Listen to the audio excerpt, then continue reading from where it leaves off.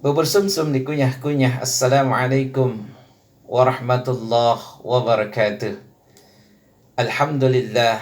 Alhamdulillahi rabbil alamin. Wassalatu wassalamu ala ashrafil anbiya wal mursalin. Sayyidina wa maulana Muhammadin wa ala alihi wa ashabihi ajma'in. Amma ba'du. Puji dan syukur senantiasa kita panjatkan kepada Allah Subhanahu wa taala. Alhamdulillah, dengan limpahan rahmat kasih sayang Allah kita masih dalam keadaan sehat walafiat. Salawat dan salam semoga Allah curah limpahkan kepada junjungan kita, Nabi akhir zaman, pendobrak kebatilan, penghancur debu-debu kemusyrikan, yakni Habibana wa Nabiyyana Muhammad sallallahu alaihi wasallam. Hadirin rahimakumullah. Banyak ayat-ayat yang menjelaskan tentang masalah hati atau qalbun.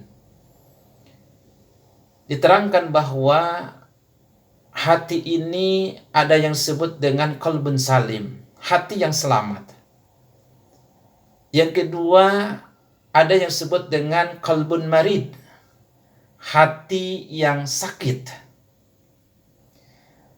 Hadirin rahimakumullah, hati yang sakit ini itu dapat mempengaruhi terhadap diri kita.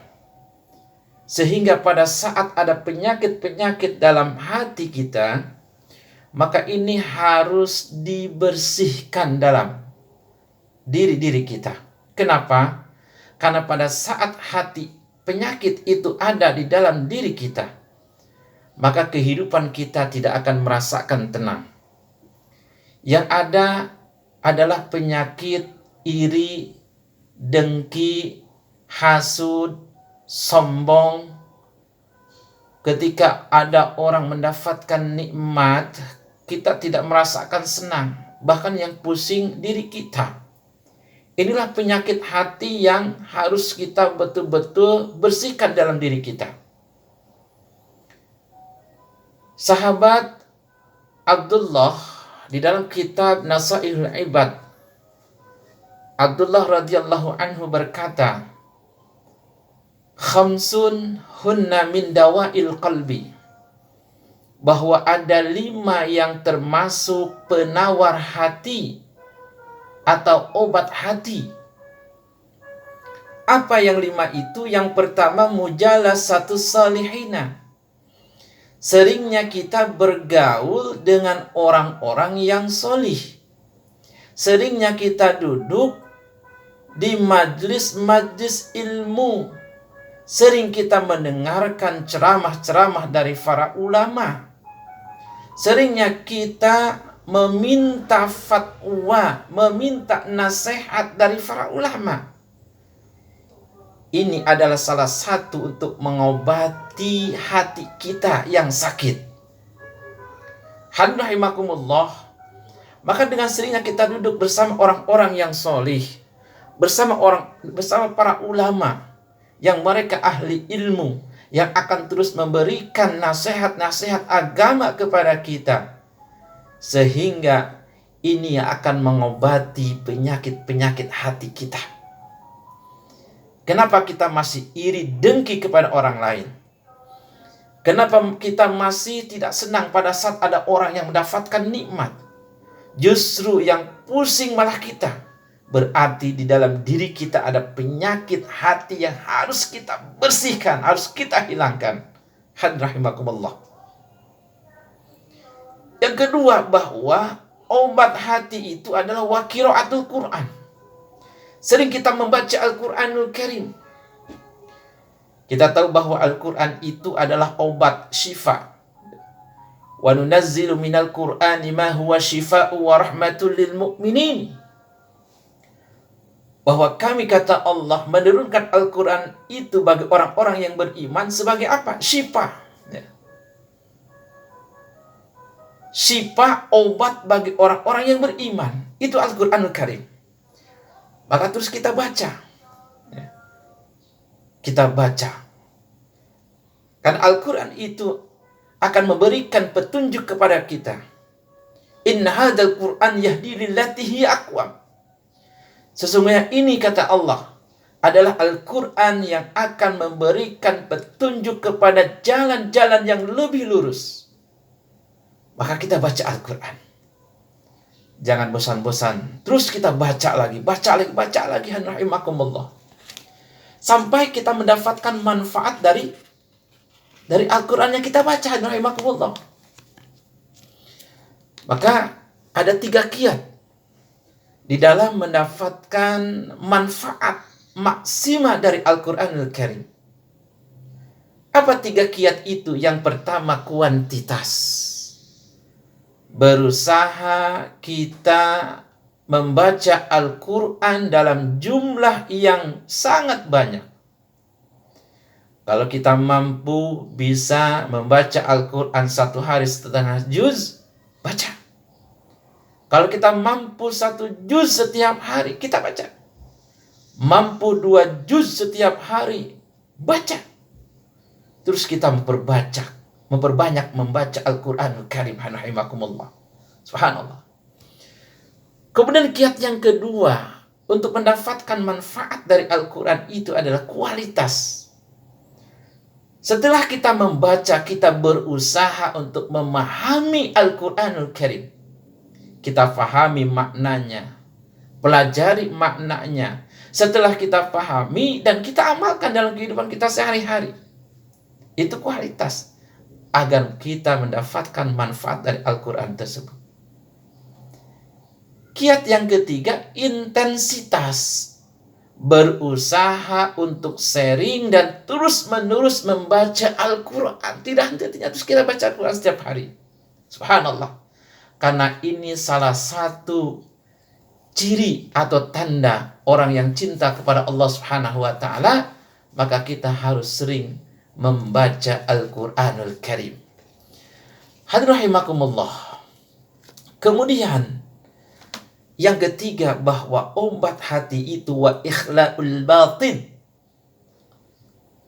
membersihkan hati kita, yaitu tazkiyatun nafs, membersihkan diri kita.